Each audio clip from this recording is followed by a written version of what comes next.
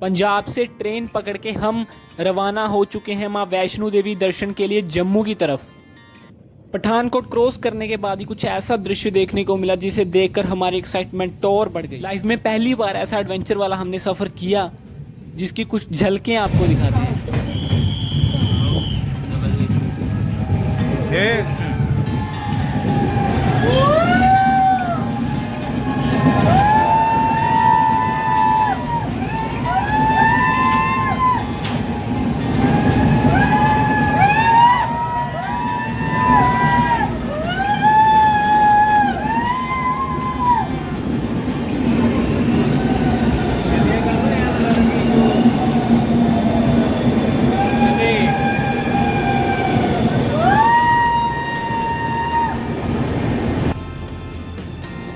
दोस्तों लाइफ में पहली बार इतनी लंबी टनल देखी थी जिसमें 10 से 15 मिनट तक ट्रेन चली।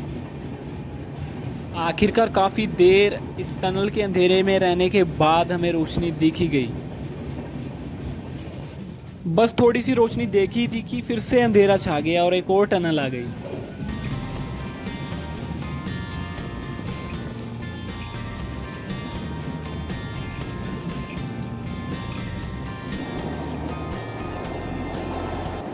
यहाँ से बाहर निकलते कुछ ऐसा लगा कि हम किसी और ही दुनिया में पहुंच गए हों।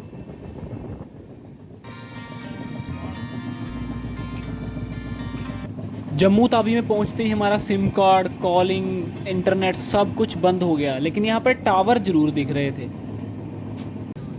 ट्रेन से बाहर देखते ही हमें दूर वहाँ वाइट कलर का धुआं सा दिखाई दिया, लेकिन बाद में एहसास हुआ कि वो बादलों से ढके हुए पहाड़ थे।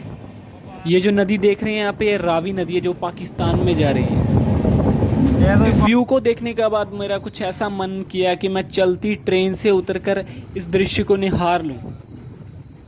थोड़ी ही देर बाद माँ वैष्णो देवी की कृपा से वो मेरी इच्छा भी पूरी हो गई और ट्रेन काफ़ी देर के लिए एक स्टेशन पे रुकी जिसका नाम था उधमपुर।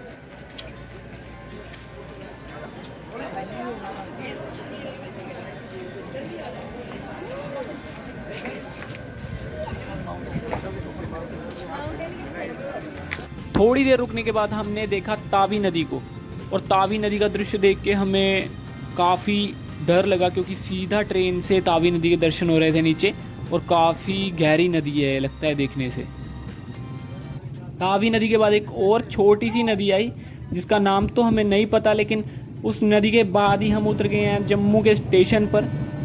इस रेलवे स्टेशन पर उतरने के बाद ना मेरा मन ही नहीं कर रहा आगे जाने का। मन कर रहा है कि यहीं इन वादियों को निहारता रहूं। लेकिन अगर माँ वैष्णो देवी के दर्शन करने हैं तो जाना तो पड़ेगा, और जाने के बाद हम सीधा पहुंच चुके हैं बस स्टैंड पे। कटड़ा का बस स्टैंड है ये, और वहाँ से आपको वो दिख रहा होगा अर्धकुंवारी का मंदिर, वो सामने पीले रंग का छोटा सा। और ये है कटड़ा का बस स्टैंड, और कटड़ा के बस स्टैंड के ऑपोजिट में ही है निहारी का भवन जहाँ पर हम रुके हुए हैं, जहाँ पर हमने अपना रूम और डोरमेट्री लिया है। और ये LED लगी है जहाँ पर माँ वैष्णो देवी के दर्शन करवाए जा रहे हैं निहारी का भवन के सामने ही। अपना सामान रूम में पहुंचाकर मैं निकल गया बाहर कटरा शहर का व्यू लेने के लिए। और आप देख सकते हो कि पहाड़ों के बीच बसा ये शहर कटरा। और रात गुजारने के बाद सुबह होते ही हम निकल चुके हैं चढ़ाई करने के लिए 14 किलोमीटर की माँ वैष्णो देवी धाम के लिए। तो ये है स्टार्टिंग पॉइंट, और यहाँ से पूरा 14 किलोमीटर की दूरी पर माँ वैष्णो देवी का भवन है। और माँ वैष्णो देवी का नाम जपते जपते जयकारे लगाते लगाते हम काफ़ी ऊपर आ चुके हैं, और थोड़ा सा यहाँ से ऊपर आते ही हम बादलों के काफ़ी करीब पहुँच चुके थे, और दूर से हमें बादल हमारी बराबरी पर दिखाई दे रहे थे, बादलों के बीचों बीच। आप देख सकते हैं कि हम सिर्फ अभी 2 से 3 किलोमीटर ऊपर ही आए हैं, लेकिन हम बादलों के ऊपर पहुँच गए हैं। और नीचे आपको कटरा शहर का व्यू दिख रहा है सारा। 6 किलोमीटर ऊपर आने के बाद हम पहुँच चुके हैं अर्धकुंवारी मंदिर में, जहाँ पर माता वैष्णो देवी की गर्भजून गुफा स्थित है।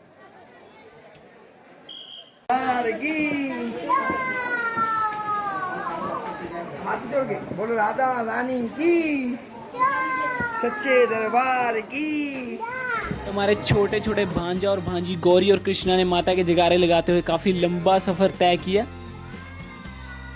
सावन का महीना है और बादलों के बीच बारिश हो रही थी, और भारत के कोने कोने से श्रद्धालु माता के दर्शन के लिए पहुंचे हुए हैं।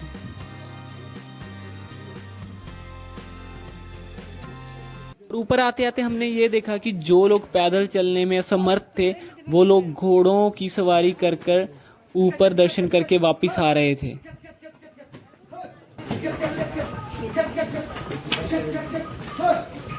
और लास्ट में 4 से 5 घंटे की चढ़ाई करने के बाद हमें दर्शन हो ही गए माँ वैष्णो देवी के भवन के। वो सामने जो बिल्डिंग दिखाई दे रही है वो माँ वैष्णो देवी का भवन है। वहाँ पर भवन के साथ ही जो उड़न खटोला टाइप की क्रेन ऊपर जा रही है वो बाबा भैरवनाथ के दर्शन के लिए लोग ऊपर जा रहे हैं।